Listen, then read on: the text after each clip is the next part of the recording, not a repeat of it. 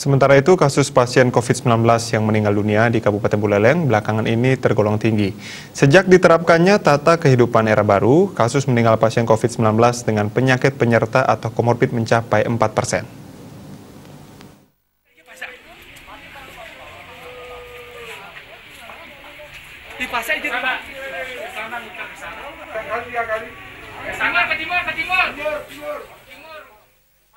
Hal tersebut dibenarkan langsung oleh Wakil Bupati Buleleng Inyoman Sucidre. Menurutnya, banyak pasien dengan penyakit penyerta meninggal belakangan ini.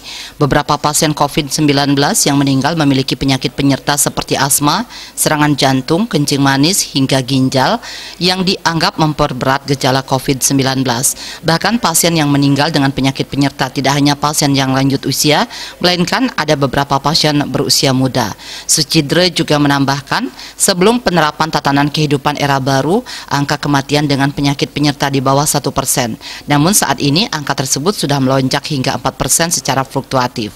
Dengan adanya Pergub nomor 46 dan Perbub nomor 41, Sucidre meyakini masyarakat akan lebih disiplin dalam menerapkan protokol kesehatan sehingga penyebaran bisa dicegah. Dicek memang ada komorbidnya. Jadi pasien kena COVID-19 tetapi dengan penyakit penyerta. Ini yang lebih berat.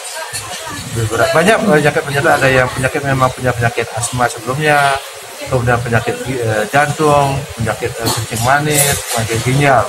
Itu penyakit penyerta yang sangat memberatkan penderita COVID-19. Sehingga di sini angka case fatality-nya meningkat. Dan kemarin juga laporannya kebanyakan yang tua, tetapi ada juga yang masih muda, beberapa 2 orang. Dari sekitar 40 sekarang yang meninggal. Memang agak tinggi di Buleleng karena itu. Karena sekali lagi karena ada komorbid itu, penyakit penyerta yang mengenai